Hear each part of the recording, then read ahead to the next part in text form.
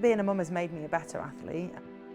You're a mum 24/7 and you're an athlete for a smaller portion of the day. They just see me as mum and they're very proud of what I've done.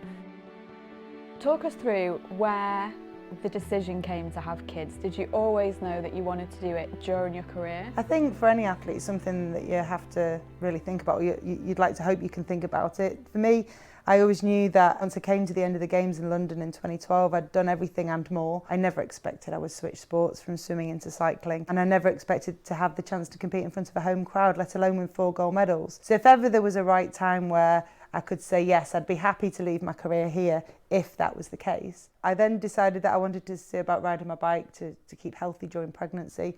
And initially it was just that, to stay healthy and to see what happened. And then I realised that I was enjoying riding my bike. I was actually riding quite well, considering that I was, 5-6 months pregnant by the time.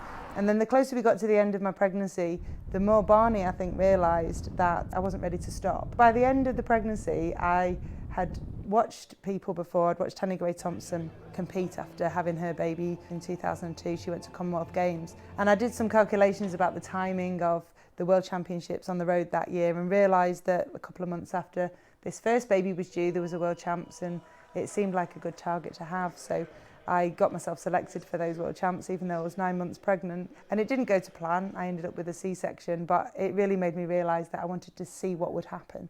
I was happy with the career I'd had, and if it didn't work out, that was fine, but it was also a new challenge and a new thing to look forward to. So when I came back to race after Louisa was born, my first race, she was only 5 months old, and I had to make the decision to just do one of the 2 events that were on offer, because the second event was stupidly late in the evening. The schedule meant that I wouldn't be finishing until about 11 o'clock at night. But then when the World Champs came round and she was 9 months old, it was out in Mexico, and I was selected for that event. And I knew that it was going to be a big ask. It was a 40-degree velodrome. It was boiling hot out in Aguas Calientes. It was also at altitude. I was breastfeeding. Louisa was a little bit unwell during the course of the event as well. But I was just so determined to see what I could put back out there on the board. So that was the Track World Championships. And I actually ended up riding faster than I had in London in 2012. So I think I announced that comeback, with a vengeance. And ever since then, it's been a case of not if, but when will be the next race. So talk us through the C-section. What happened after that in your kind of recovery? So I wasn't planning on a C-section. I'd always thought I'd have the muscles to go through with a natural birth, but unfortunately the muscles were too tight, the baby didn't descend, and I ended up in an emergency C-section situation. And it was quite frightening at the time. I'd not been through it. I'd read about it, and I was prepared in terms of what happens and to know what to ask for. But it was a frightening situation. And I remember the doctor saying that the nurses actually said to him, "You do know what this lady was doing 9 months ago, don't you?" And when he got told, he's like, "Right, I'm going to be very careful with the way I stitch you up," because he wanted to make sure that the muscles came back together well and that, I'd have a good recovery. And not that you wouldn't want that for any female, but he knew there was a pressure there that this surgery went well. Was there anything that really surprised you and kind of threw you? No, I knew that when I became a mum that we'd have to arrange things differently. So we worked it out, and I knew that I'd need to be patient. I also knew that I'd need to time my training around feeding. And I think having that flexible approach, and suddenly someone else was more important than training. But I never missed a training session because I had this flexible approach. I was ready on some days. I was ready in my kit to go training for several hours in some cases because, baby wouldn't go to sleep. But I was basically just, waiting for that moment, my time, to be able to get out on the bike or get on the turbo and do my session. By the time it got to Charlie, how different was it doing that with 2 kids? What were the pressures of that like? Well, I think when Charlie came along, he was a very different baby, very different personality from the get-go. He arrived later in the year, so he arrived in October, and Louisa was just breaking up for October half term. So instead of it being the middle of the summer and kind of like, there was less time, I suppose you could say, until the race season the following year. Charlie had been a C-section as well though, so I think the experience of having recovered from the first C-section helped me. I got back onto the track a little bit sooner than I had done after Louisa, and I actually raced a little bit sooner as well. I raced at 4 months after Charlie was born, and then I won my first road race 8 months later, whereas with Louisa it was a little bit longer. What is Paris 2024 going to be like, especially for Charlie, who was sadly not allowed to come to Tokyo, and hasn't been to a Games before? Well, I really hope that Charlie has a fantastic time. I don't know the exact logistics of Paris just yet, but I think, you know, it's going to be an opportunity to be not too far away from home, to stand on the roadside and cheer me on. For me, I'll never forget Charlie telling me that he didn't want me to stop racing after Tokyo because he wanted to be able to come and see me race in person at a Paralympic Games. Do you think they realise, like, the history that you've made? Do you think they get that, or are they not quite old enough? Louisa's certainly seen enough to know that, you know, Mum has done a lot, and she's very used to now me going to places and people coming to say hello and knowing who I am. Charlie, less so perhaps, but I think it doesn't matter. I like to think that the journey I've been on and that I'm still on helps them to kind of figure out what they're interested in and what motivates them. And I like to think that I've made a choice. I've not had to make a sacrifice. Some people talk about sacrifices, but I think for me, it's always been there. You could do this or you could do this. What's the right thing to do? And on occasions, it's me going away by myself to race. And on another occasion, it's me saying, actually, that's not the right race for me because this is happening with Louisa, or Charlie needs me for that. Those are the choices that you don't realise you'll have to make. I remember when I was pregnant with Louisa, someone said to me, if the baby, when they're grown up, asks you to give up, what will you do? And I said, well, I'd like to think that we'd look at it in context and decide what the best thing to do would be, and there is a choice there to make.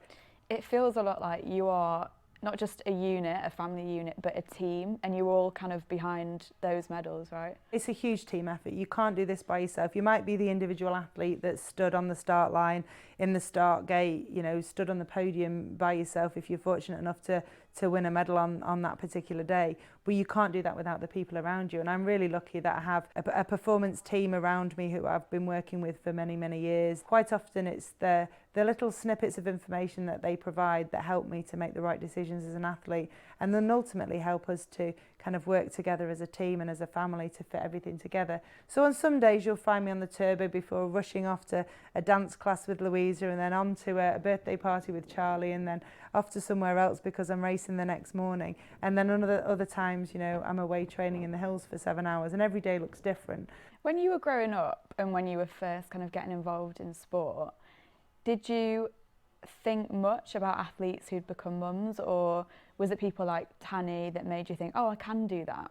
I was always very inspired by the athlete mums of the world. I think, you know, the first athlete mum that I remember was Liz McColgan. I was very quickly onto the British team the year after she won her first. She won the world title in 1991.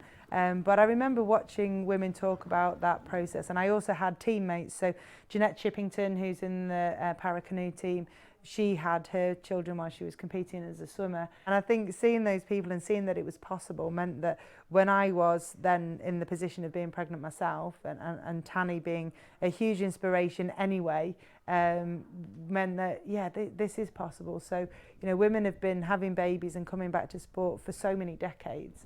And I think now it's more visible because, you know, there's so many more different media platforms to be able to showcase what's possible. But if we weren't stood on the shoulders of giants, then we wouldn't have been able to think that it was possible ourselves. Obviously, Tokyo was a very different Paralympic Games. It was a year late, no supporters or family could come. That must have been quite tough for you and the kids and Barney. It was really tough, but it wasn't something that just happened and that I just left. There was a huge amount of discussion.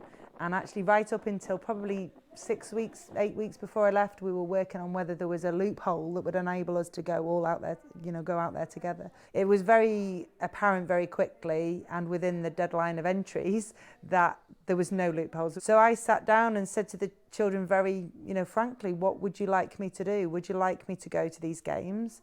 Or would you like me to stay here? Because I'll be gone for 3 weeks. Or would you like me to just do the road events and then I'll only be gone for 2 weeks? And Louisa was so grown up and she said, you have to go, Mum. You could make history at these games if you win all 3 races.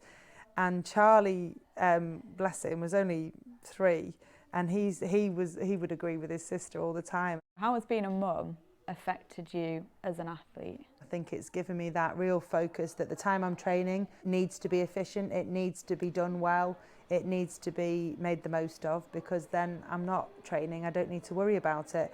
I can just know that I've done it well, I can put it in the box, mark training and get on with being mum. There's no chance to have time to yourself when you're a mum. You know, you're lucky to shut the bathroom door sometimes. So I think, you know, that means that you're fully focused on something else, then you don't have time to worry or talk yourself out of anything.